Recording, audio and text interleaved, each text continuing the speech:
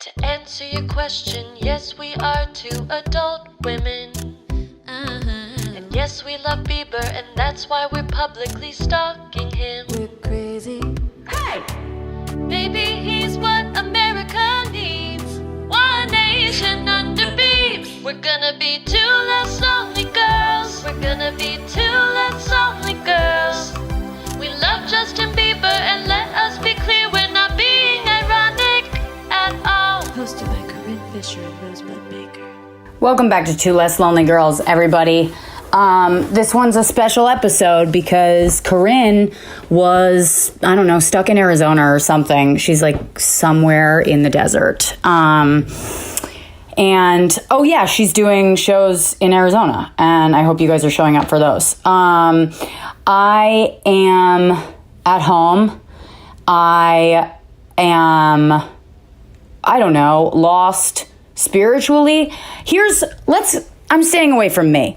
Okay, we're not going to talk about me. I want to talk about Hailey's live video that literally just came up. And thank God it did, because what would I do if Hailey Bieber had not gone live today? I don't know, sit around my house thinking about myself, my favorite thing. Other than obsessing about Justin. So Hailey was going online to do this live video today. And if you haven't seen it, she took it down already. It was like something to promote. She's like a brand ambassador for Roxy, which really, a surfing company? Okay. I mean, all right. Seems like she's never been on a surfboard. I bet she'd be good. She's a dancer. They have a good core strength. Anyway, so she goes on to like promote this thing for Roxy, and like Justin pops up behind her and starts singing, and TMZ's already written about it in like the bitchiest way possible. They were like, oh, Justin proves he can still sing in Hailey's live video. It's like, shut up, TMZ. Shut your fucking mouths. First of all, obviously he can still sing, okay? Obviously. Second, why does TMZ have to say everything such a cunty way? Like, they talk like someone's ex all the time. And the ironic thing is, like, I feel like nobody at TMZ is actually getting fucked. Well, anyway. So TMZ goes on and they're like, oh yeah, while Hailey was waiting for her other brand partner to come online, her hubby popped up behind her and started singing a made-up tune dedicated to his former lead guitarist, Dan Cantor. Well, TMZ, if you were actually fucking fans, which you're not, you would know that that is not a made-up tune. It was a tune that Justin was singing on tour, like back in the day, like way back in the day. I think when Believe was out. So there's literally a song I'm listening to right now. There is footage of him singing it online on stage during tour. And yes, originally it was a made up song, but this is the song. Okay. We wrote this song for you. We hope you like it.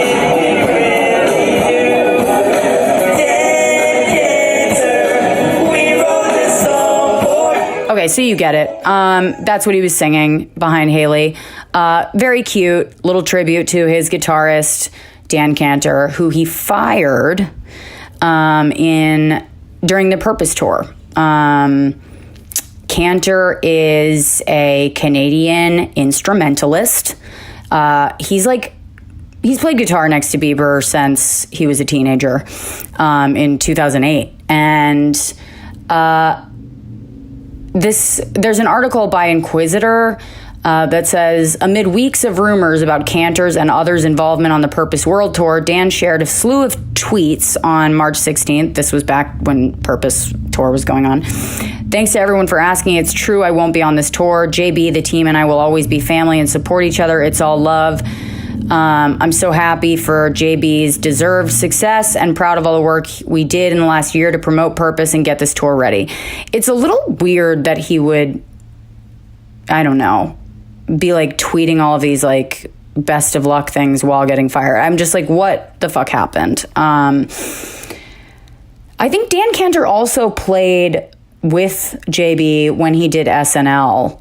I think it was his first SNL appearance. when he did that like acoustic appearance. He's got like long hair. He looks like Kenny G. And he wears a lot of fashion hats. Guitarists. What are you going to do? I've fucked a lot of them. Always a mistake.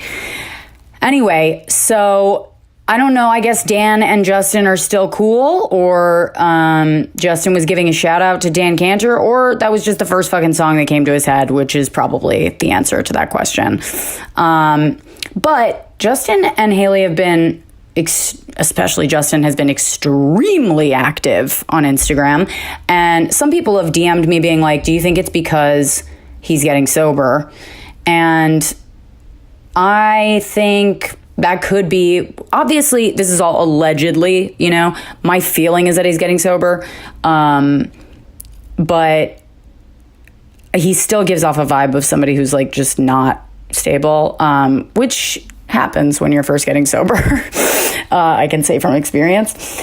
But yeah, I feel like posting a lot on social media could totally be a result of just like the restlessness that comes from getting clean, and, you know, also like waking up and getting your energy back and kind of getting back out in the world. I literally, side note, when I saw the picture of Dan Cantor that they have on Wikipedia, I literally thought he was Sheryl Crow.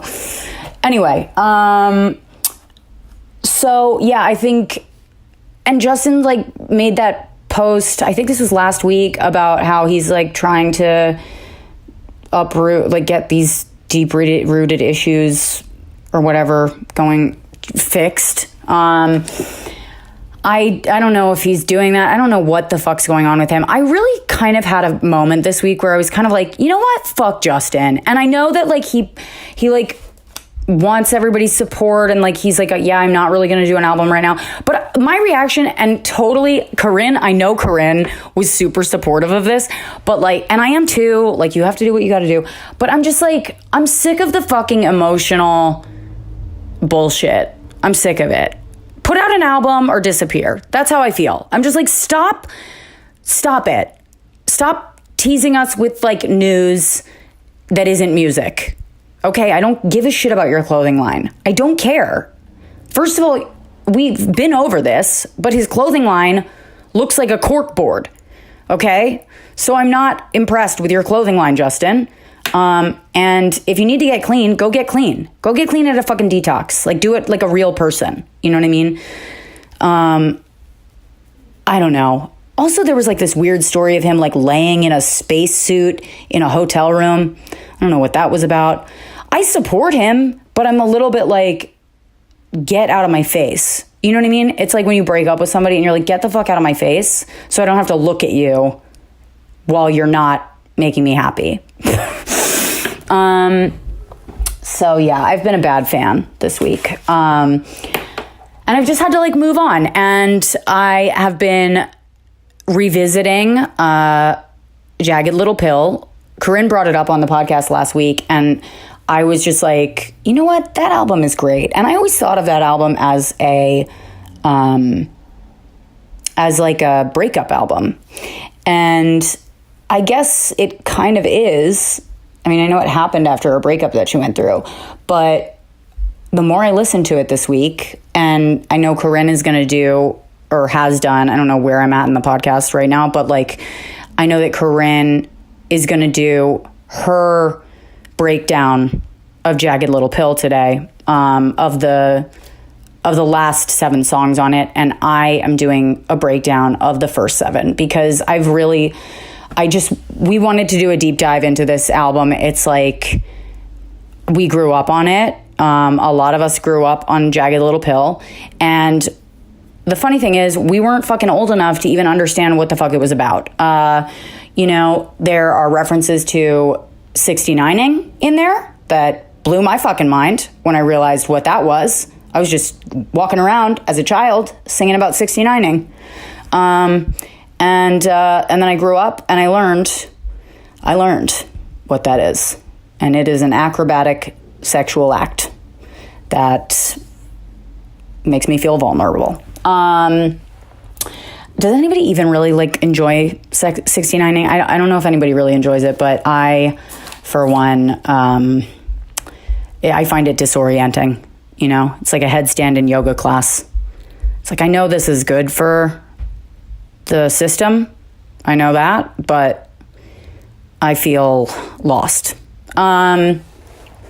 So getting into Jagged Little Pill, I started off this week just listening to You Ought to Know because I was like feeling a lot of rage. And that song is probably the only one that I look at now and I go, oh, that's a breakup song. But the album itself, I don't think is like a breakup album. Or if it is, it really is a lot deeper than just that. But okay, let me start from the top, okay? The first song on Jagged Little Pill is All I Really Want. And sorry, this is so ADD. All I Really Want is the first song on Jagged Little Pill, and it's, you know, Do I Stress You Out? My sweater's on backwards and inside out. And you say, how appropriate. I fucking love this song. I really do. When she says, and there I go jumping before the gunshot has gone off, slap me with the splintered ruler. I mean, come on. That song is, first of all, it reminds me a lot of, I always think of things in terms of zodiac signs. All I Really Want is the song for Aries and Libra. Okay? I think of an Aries when I hear the lyrics, there I go jumping before the gunshot has gone off. I mean, that is Aries. That's who you are as people. When I hear like, all I really want is some patience, a way to calm the angry voice, and all I really want is deliverance, that's a Libra. They're just trying to be patient in a world that is impatient. They are sweet people. They know that things aren't fair, but they don't understand why. And also like the lyrics, I am frightened by the corrupted ways of this land. If only I could meet the maker. I feel like Libra is a sign that if they could meet God, they'd have some notes. Anyway, and I don't know anything more about that song except that like when I'm listening to it and I'm walking down the street, I want to punch a mailbox when I listen to that song. That's what it makes me want to do. You ever want to just put your fucking fist through a mailbox? Anybody? Anybody out there? Hello? Is this thing on? The next song on Jagged Little Pill is, and as I'm doing this, I'm thinking about how Corinne is going to break hers down, and she's going to have all these fucking facts, and I'm going to be like, this is how it makes me feel, because I'm a fucking Pisces. The next song is You Ought to Know, and obviously this is the breakup song, maybe ever. The best breakup song I think I've ever heard in my life. I was singing it with my roommate the other night when I got home. We just like blasted it in our apartment, and I thought to myself, if the neighbors are annoyed with what we're doing right now, they're probably still singing along. That's how good this song is. Okay? An older version of me, is she perverted like me? Would she go down on you in a theater? I mean, when I first heard that, I think I felt my vagina twitch, even as a teenager. But like, I'm here to remind you of the mess you left when you went away is brilliant.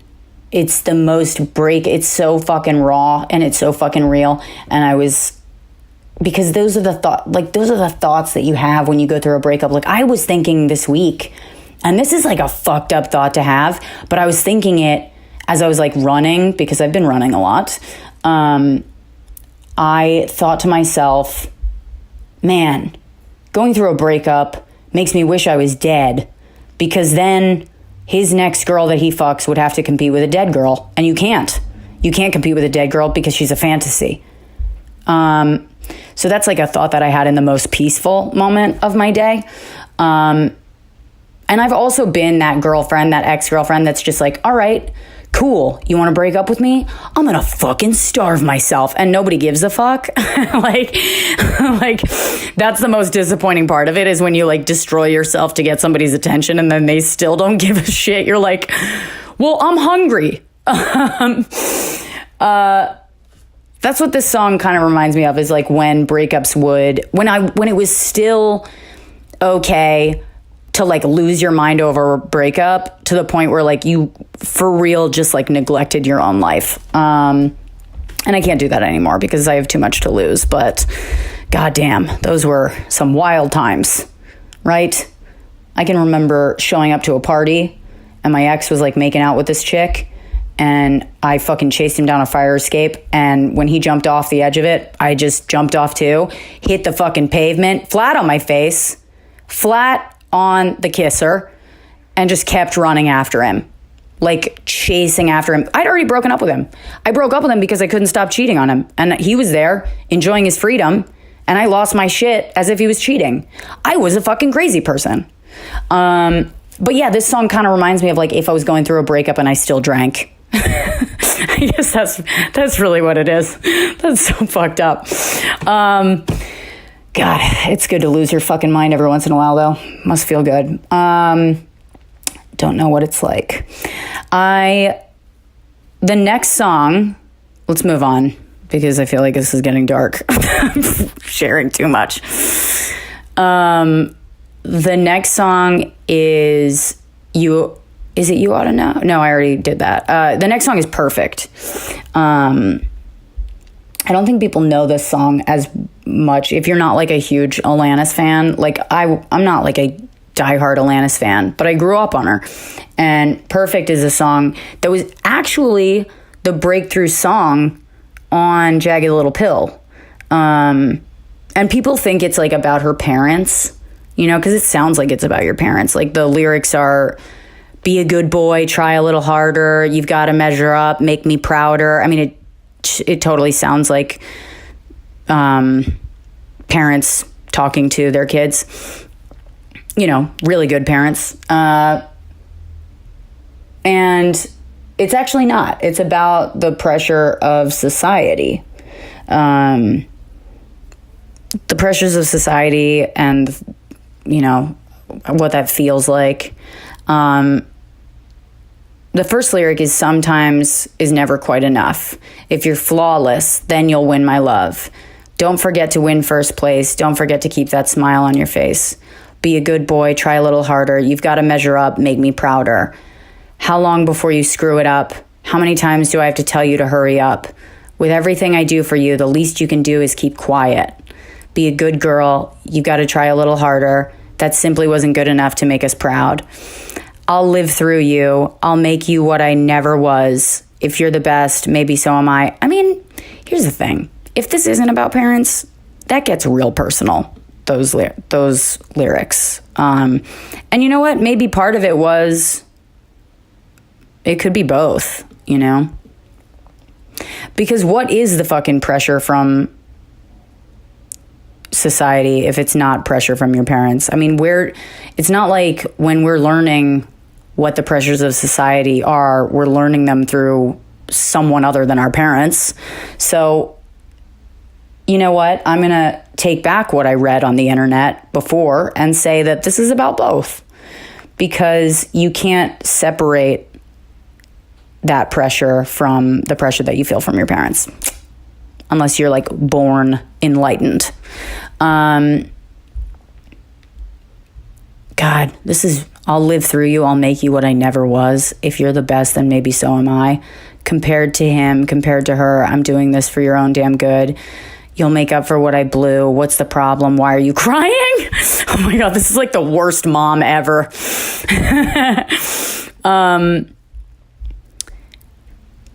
Be a good boy. Push a little farther now. That wasn't fast enough to make us happy. We'll love you just the way you are. If you're perfect. Oh man. That's how I feel about every boyfriend I've ever had. Damn. This just got deep. I need to work on myself. Yeah. I've been thinking about that a lot lately, about like what it is to like love somebody and you're like, yeah, I love them unconditionally, but at the same time, it's like, no, you don't. It's so painful to love somebody unconditionally, you know? And I don't think any human really knows how to do it. And that's why we love dogs so much. Whew, this is hilarious, right? I'm really being fucking hysterical right now. What else? The next... God, that song is so fucking deep. This album is wild. Okay. On Song Facts, though, here's the thing. On Song Facts, it says... This, all right. It says she has said that this is not about her relationship with her parents. Okay, this is what it says on Song Facts, that she has said that. But the pressures of society, which will love you as long as you're perfect. This, let's see what else they've got here, because I'm really interested in this fucking song. During her live shows, Morissette dedicated the song to all the Catholic schoolgirls out there, having been one herself for several years. When asked if Catholicism can ruin a girl's self-esteem, Morissette told Q magazine it can ruin a lot of a girl. Organized religion makes not only women, but people generally feel guilty about things they're reveling in. You're supposed to make mistakes in order to figure things out. The whole concept of sin and good and heaven and hell is so strangely black and white, it's hard for anyone to be human within it. God damn, she's so fucking smart. I love that. I talk about this with my therapist all the time, about how like there is this concept of like a fifth dimensional reality that society is moving towards, where like we're actually rejecting the concepts of good or bad and evil and black and white, and you know, that everything is gray area, that everything is context. And the people that are grasping onto things being right or wrong or good or bad are the people that are having a hard time moving forward and evolving spiritually. And Marianne Williamson talks about this in some of her speeches. She's running for president in 2020. And she talks about how America needs to have a spiritual awakening.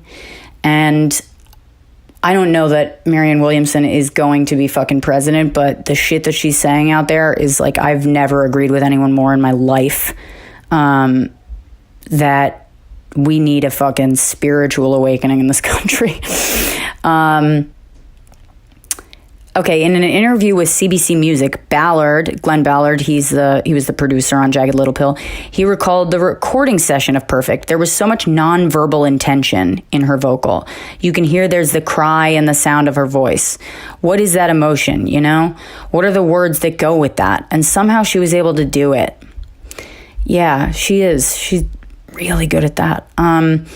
I mean, it was just an extraordinary thing to witness. And I was sort of hearing her do it as I'm making these tracks, and we're kicking stuff back and forth with the music, and she's just writing furiously and then singing some, writing, singing, writing, singing. It was great. Sitting on the floor, never would sit in a chair. All right. I mean, that's just one of those things that people like to throw in there because they're like, oh, she's quirky. It's like some people just don't like sitting in chairs, Glenn. It's not that fucking weird. People think that she was in this heavy state of mind when making this song Perfect, and the opposite was true. I've never been funnier. I've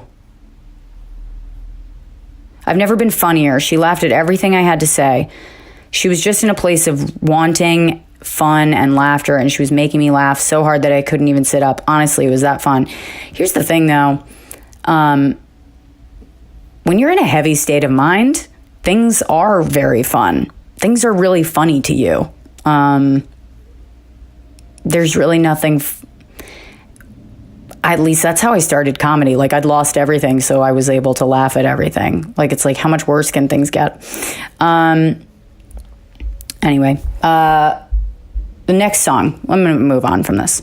Next song, Hand in My Pocket. probably one of the most zen fucking songs I've ever heard. To me, this song is about being all things at one time, and not like necessarily identifying with being your feeling in that one moment. Like, I'm broke, but I'm happy. I'm poor, but I'm kind. I'm short, but I'm healthy. I'm high, but I'm grounded. I'm sane, but I'm overwhelmed. It's like you can be all of these things. And I was talking to my friend this week who was like going through it, and she was like crying, and she was really having a hard time. And she goes, I'm losing my fucking mind. And she just started all this like therapy and shit. And I was like, dude, you're actually not. Like, this is what it looks like to become sane, is like crying, screaming, wanting to fucking throw yourself through a window. It's like, that's when you're like feeling your fucking emotions like that. That is, we associate it all the time with it being like this bad thing. But when you're like losing your shit, you're probably more sane than you've ever been. As long as you're doing it consciously, you know, because that's how you find yourself, is by losing yourself. So that's what this song kind of makes me think about. I feel drunk, but I'm sober. I'm young and I'm underpaid. I'm tired, but I'm working. I care, but I'm restless. I'm here, but I'm really gone. It's like, okay, this is the most Pisces song I've ever heard in my life. I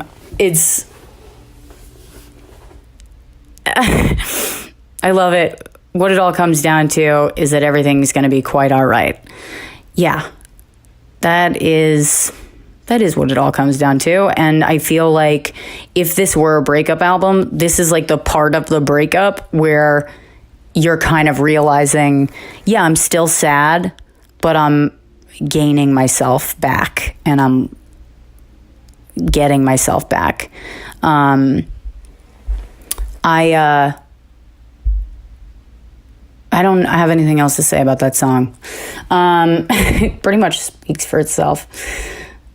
Oh shit, Right Through You. So if you don't know Right Through You, it is a song that is, I love it because it makes me think of like when you're taken advantage of by somebody and then you fucking surpass them. It's like a song of,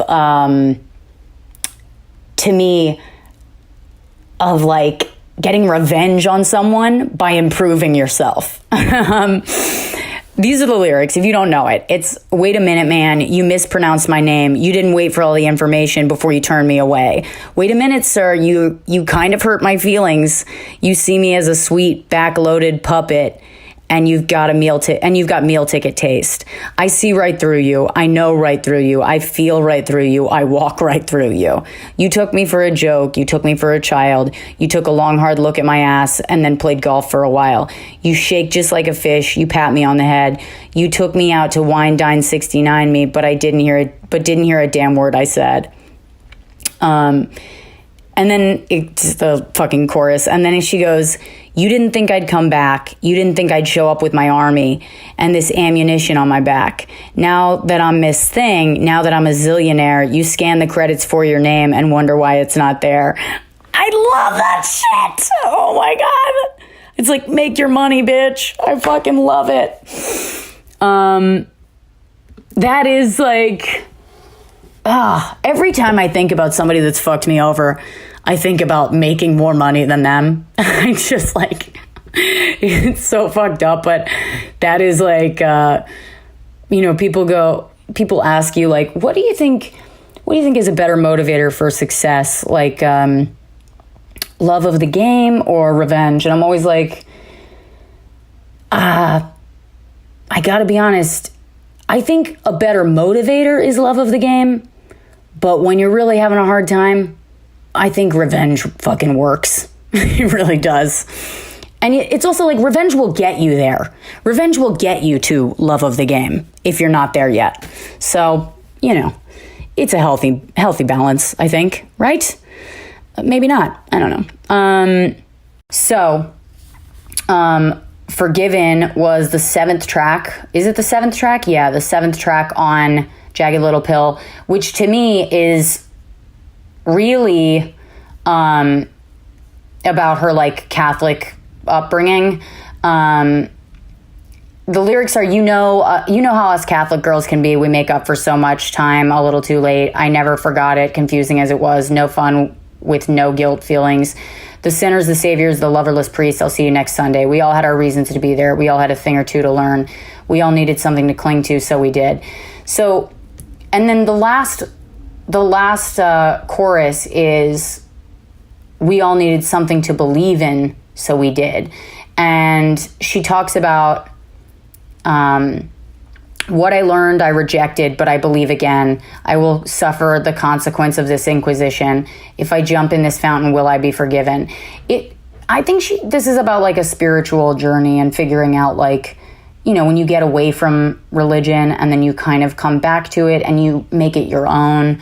That's what this song means to me when I hear it. I don't know what Alanis meant by it, and I'm sure there's plenty of people out there that have broken that down, but that's what I get from this song. And I don't want to like see what she actually meant by it, because I feel like it would ruin it for me. You know, when you like really relate to something and you're like, yeah, even if they don't mean that, I don't want to know. So yeah, that's what I think that song is about. So yeah, when I thought of this album, those are the first 7 songs, but like when I thought of this album at first, I was like, this album, oh my God, I've done 30 minutes.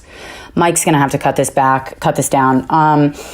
But when I hear this, I think of it as a spiritual album. I think of it as like searching every crevice of your history to like really get your voice as an artist. And I think this album was like the perfect example of that. Like if this was a comedy album and it was like somebody's first hour, I'm like, you'd have to get fucking, I feel like 15 years, 20 years of comedy experience behind you to get something that so beautifully represented who you were as a person. It's just like lightning in a fucking bottle. So, you know, it's like a perfect album. And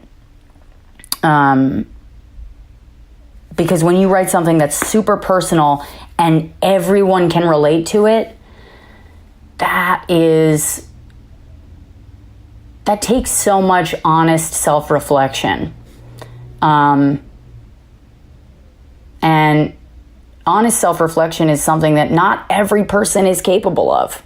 You know, it's like you grow up and people are like, you can do anything. And it's like, not everyone can, you know, because not everyone, especially when it comes to art, not everyone has the fucking courage to really look inside themselves and figure out what the fuck's going on. And even if they do have the courage, it's like, are they really going to? Well, yeah, you'll always find the fucking answer if you have the courage to do it. Anyway, I've gotten really fucking deep today. I have had a weird week. I haven't gotten a lot of sleep, so it's hard for me to be funny when I'm not sleeping. But yeah, I might regret this tomorrow. This was, I said a lot on here. But whatever, you guys listen every week. You know I'm a fucking maniac. I wanted to say thank you guys for tuning in, and do I have anything to plug for this week? No, nothing to plug this week. I'm going to be back out in LA in April from the 15th through the 19th. So I may be doing some shows out in Los Angeles if you missed me while I was out there in February, March. Other than that, you can follow me on social media at Rosebud Baker, Instagram, Twitter, all that. And make sure that you rate, review, subscribe to this podcast if you haven't rated and reviewed it. We love you. Thank you so much for listening. And I'll talk to you next week. Bye.